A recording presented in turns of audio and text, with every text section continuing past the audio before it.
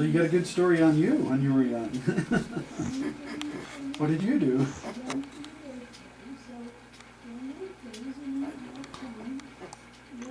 Well, you trained your dog to take you to school on the sled.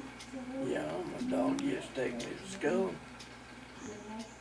I'd go this way with the dog and sleigh. Nathan ran a school wagon with a team of sleighs, and he'd go this way. He'd gather his guys or kids up and then turn and come back and go down around here to the schoolhouse that way. Well, I'd beat him half an hour or more. When I get out there, I'd just turn her sleigh around and say, "Go home, Willie." She'd take off on a run. Of course, there was no cars on the road then. It was all sleighs. And if she met a team of sleighs, she was smart enough, she'd get out of the way. And then down the road she'd go.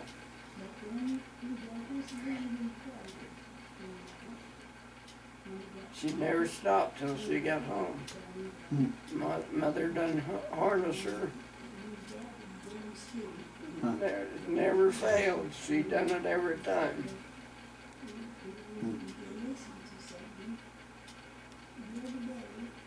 And that's a long ways. That's probably 2.5 miles. She'd go to the Luskin Corner and then in.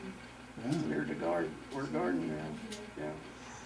She'd never, I'd head her for school and she'd never break a run. She'd just never stop.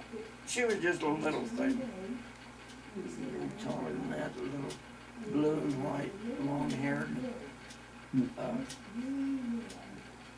Australian healer. Oh, She was. Blue healer. Blue healer. She was quite a sleigh dog, I'll tell you. So she would probably been like about the size of old Bob Well, that I've he and Ted got had down there. pictures of her. You probably seen, did you see that picture of Nathan with the shotgun and the ducks? Yeah. She was with him. That's that Lily. was her. Oh, okay, that's Yeah, really. yeah. Huh. She come here as a bum.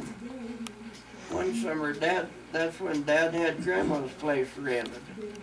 And he had a Jersey bull, 2-year-old Jersey bull, running with the cows here in this brush pasture here where Robinson's Krells are, where Grandma used to come down through to gather twigs. Of course, this happened after Grandma had died a long time.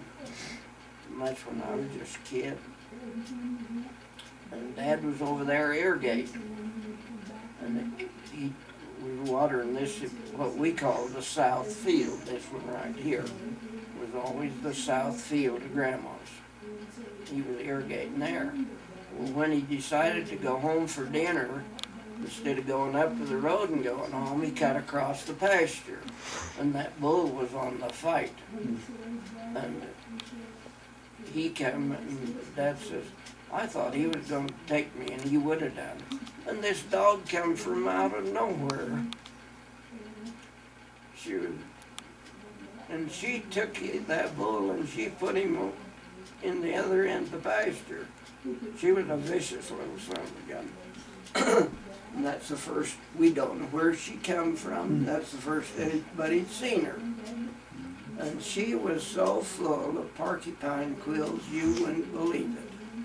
I can remember they hold her down and Dad pulling quills out by the handfuls with a pair of pliers. So she found a home.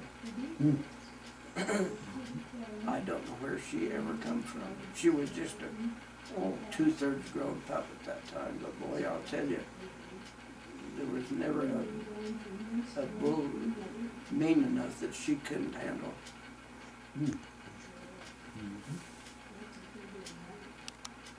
She was really quite a dog.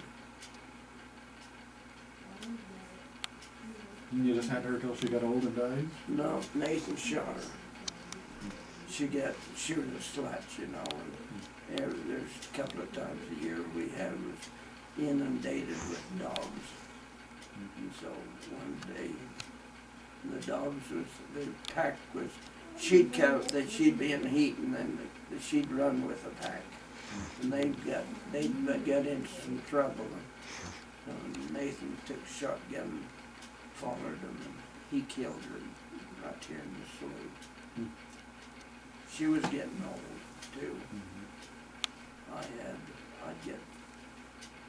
We kept a pup for several litters. The old yellow dog I had before I left the army was the last, out of the last litter she had, the old yellow dog.